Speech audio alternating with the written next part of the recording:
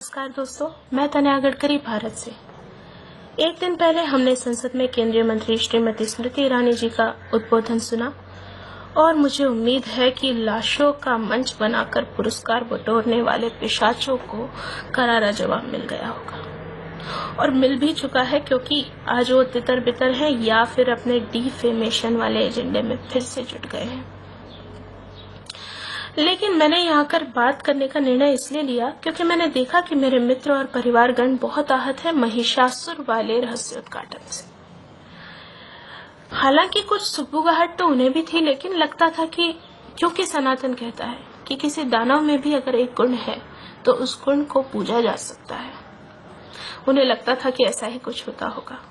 लेकिन वो नहीं जानते थे कि ये इनके शातिर दिमाग किस तरह से काम करते हैं। इन लोगों ने हमारी आराध्या माँ को वैश्या कहा और ये कहा कि उसने महिषासुर को छल से अपने प्यार के जाल में फंसाकर मारा है। ये ही इसी तरह के शब्द ये लोग कई वर्षों से प्रयोग में ला रहे हैं। और ऐसा नहीं है कि ये इकलौती घटना है या कुछ ही वर्षों की घटना है। पिछले दशक भर से भी ज्यादा समय से हमारे एकेडमिक्स में, यूनिवर्सिटीज में और सो कॉल्ड बुद्धिजीवी तबकों में इस तरह की चीजें जो है बहुत प्रचलित हो चुकी हैं। एक देवी देवता के विषय में नहीं है, हमारे महापुरुषों तक को नहीं बख्शा है। शिवाजी, जिनके लिए कहा जाता है, उनके शत्रु भी मानते थे कि वे महिलाओं का सम्मान करते हैं, जिन्होंने अपने शत्रु के पुत्रवधू को भी माँ कहा और उसे उसी सम्मान के साथ अपने घर वापस भेजा। उस शिवाजी के लिए मुंबई यूनिवर्सिटी के कुछ वामी प्रोफेसर्स ये सिखाते थे बच्चों को कि Shivaji was a great womaniser. Can you imagine? उनकी छोड़िए, हुतात्मा चंद्रशेखर आजाद, भारत के लिए अपनी जान देने वाले। पिछली जयंती पर शायद आपने देखा होगा, कुछ लोग उनके जनेऊ का मजाक उड़ा रहे थे, उनकी बलिदान पर सवालिया निशान लगा रहे थे। क्या गलती है उनकी कि उन्होंने भारत के लिए जान दी है? ऐसा ही नहीं है, ये एक घटना ही नहीं है। आपको बताती हूँ कि इस तरह की कई घटनाएं लगातार हो रही हैं और ये लोग हमारे ही बीच रहकर हमसे ही सम्मान पाते हैं। ये भी नहीं कि हमें कोई अक्ल नहीं है या हम कायर हैं वगैरह, इसलिए हम इन्हें सम्मान देते हैं। दरअसल बात यह है कि ये लोग एजेंडे में अपने आप को बड़ी होशियारी से छुपाना जानते हैं। ये लोग पत्रकार, बुद्धिजीवी, साहित्यकार का तमगा ओढ़ लेते हैं। भेड़ की खाल में छुपे हुए भेड़िए ये लोग।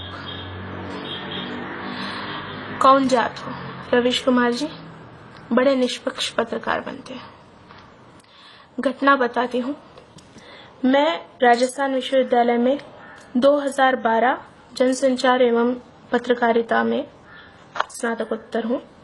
2011 वाले बैच में एक छात्र जो कि मूल निवासी आंदोलन से बड़ा प्रेरित था, और उसकी गलती ये हुई कि उसने मुझे भी अपने ग्रुप में ऐड कर लिया। मैंने वहां देखा वो क्या करता था, सारे देवी देवताओं का चरित्र हनन, आतंकियों का बहुत ज्यादा सम्मान और हिंदुओं को आतंकी बताना।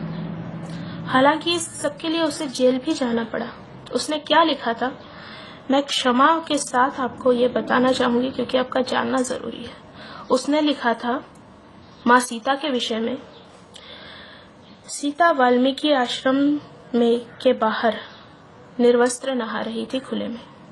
लक्ष्मण आए, सीता को देखा, उनकी आंखें चौंधी आ गई और इस घटना का परिणाम कुछ है।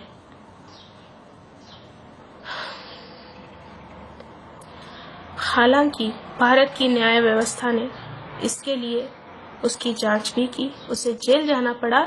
लेकिन मुझे बड़ा आश्चर्य हुआ जब अपने आप को इतना बड़ा पत्रकार कहने वाले रवीश कुमार जी के शो में कुछ दिन बाद मैंने उसी को बैठा पाया। एक दलित पीड़ित शोषित छात्र के रूप में।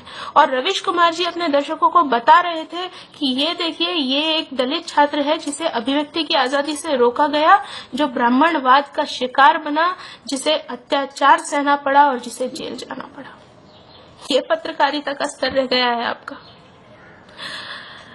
ये लोग अपने आप को बहुत अच्छे से स्थापित करते हैं। जैसे देखिए, बचपन में हमने हमेशा एक उदाहरण देखा, हर जगह पोस्टर्स रहते थे, महिला एवं बाल विकास विभाग के कैलेंडर्स में वो तस्वीर देखी, अरुंधति रॉय, भारत की पहली बुकर पुरस्कार विजेता। ये मोहतरमा हर एक विषय पर भारत का विरोध करने के लिए जानी जाती हैं।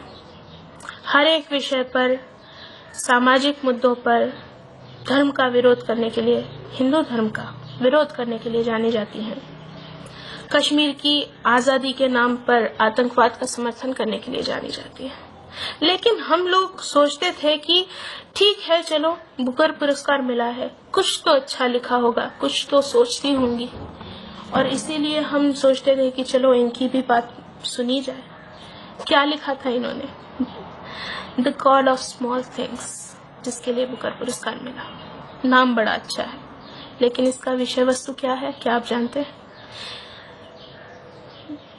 कुछ दलित प्रताड़ना का तड़का लगाते हुए इन्होंने दो सगे जुड़वा भाई बहनों के मध्य शारीरिक संबंधों की स्वतंत्रता को उसमें चित्रित किया है। क्या आपको लगता है कि ये लोग हमारे आदर्श हो सकते हैं? और बड़ी मजे की बात है कि ये अपना पूरा नाम छिपाती हैं। यदि इतना ही साहस है एक सरकार के, भारत सरकार या एक देश के खिलाफ खड़े होने का, इन्होंने बताना चाहिए इनका पूरा नाम है सुजैना अरुंधति रॉय। इनकी माँ एक सीरियन क्रिश्चियन थी। और बड़ा ही अजीब संयोग है कि एनडीटीवी के कर्ता धर्ता प्रणय रॉय इनके चचेरे रिश्तेदार हैं। हालांकि हमें कोई आपत्ति नहीं है, एक ही घर में कई प्रतिभाशाली लोग हो सकते हैं, लेकिन ये सारे के सारे प्रतिभाशाली लोग भारत के विरोध में बात करने वालों के लिए, आतंकवादियों के लिए हमेशा उनके साथ क्यों खड़े नजर आते हैं, मेरी समझ से परे। बड़े शातिराना तरीके से ये गरीब घर के बच्चों का शिकार बनाते हैं और जब कुछ होता है उन्हें खड़ा कर देते हैं। जैसे इस जेएनयू वाले प्रकरण में इन्होंने कन्हैया कुमार को खड़ा कर दिया कि देखिए ये बहुत गरीब घर का लड़का है। मैं भी मानती हूँ ये आपकी गलत और गंदी सोच का शिकार बना है, आपने ब्रेन वॉश कर दिया इस लड़के का। क्योंकि उमर खालिद, जिसके पिता अभी कुछ दिन पहले टीवी पर बड़े फख्र के साथ कह रहे थे कि मेरा बेटा मुसलमान है इसलिए उसके साथ इस तरह का सलूक हो रहा है, आपका बेटा तो कहता है कि वो एक अथीस्ट है, लेकिन भारत तेरे टुकड़े होंगे इंशाअल्लाह, ये नारे लगाने में उसको या लगवाने में भी कोई शर्म नहीं आती है। अच्छा, और इनके पिताजी के विषय में भी बता दें क्या करते थे ये कहने को समाज सेवी है, लेकिन ये आतंकी संगठन सिमी के पीछे एक सक्रिय हाथ रह चुके हैं और समाज सेवा के नाम पर इन्होंने सिमी जैसे आतंकी संगठन पर लगे प्रतिबंध को हटाने की भी पैरवी की है। अब आप सोचिए बेटा क्या अलग कर रहा है। इसी तरह से ये लोग अपना जाल बुनते जा रहे हैं हमारे युवा मनों के खिलाफ। देखिए, किसी भी देश को बर्बाद करना हो तो युवाओं को निशाना बनाया जाता है, उन्हें ड्रग्स की आदत डाल दो उन्हें, या फिर उन्हें इस तरह की चीजों में फंसाकर उनका भी जीवन बर्बाद करो और राष्ट्र के टुकड़े करो। जड़ों से कटा हुआ पेड़ कभी भी नहीं उगता और ये लोग हमारी जड़ें खोद रहे हैं। खैर, ये लोग तो ऐसे ही हैं। आप देखिए किस तरह से ये लोग कहते हैं कि बोलने की आजादी चाहिए और इनके लालगढ़ों में क्या होता है, जो इनके खिलाफ बोलता है वो पूरी तरह से निर्ममता से मार दिया जाता है, उल्टा लटका के आग लगाकर जला दिया जाता है, उसे जिंदा फाड़ दिया जाता है। इस तरह की घटनाएं आम है लालगढ़ों में, जहां जहां पर माओवादियों का शासन है। शासन यानी कब्जा। इन लोगों को हटाना होगा, और उसके लिए यदि आप चाहते हैं कि आपकी आने वाली पीढ़ियां बची रहे तो आपको कमर कसनी होगी। कैसे? पहली बात, इन लोगों को बहुत अच्छा, बुद्धिमान वगैरह वगैरह बुद्धिजीवी मानना बंद कीजिए, खारिज कीजिए इन्हें। इन्हीं के पास कोई तर्क नहीं है, कोई विचार नहीं है। आपने देखा ही होगा अभी इस प्रकरण में क्या तर्क दे रहे हैं। ये केवल अभिव्यक्ति की आजादी, कोई विचार नहीं है इनके पास। ये अपनी विकृतियों को कला का नाम देके, सोच का नाम देकर हम पर थोप रहे हैं।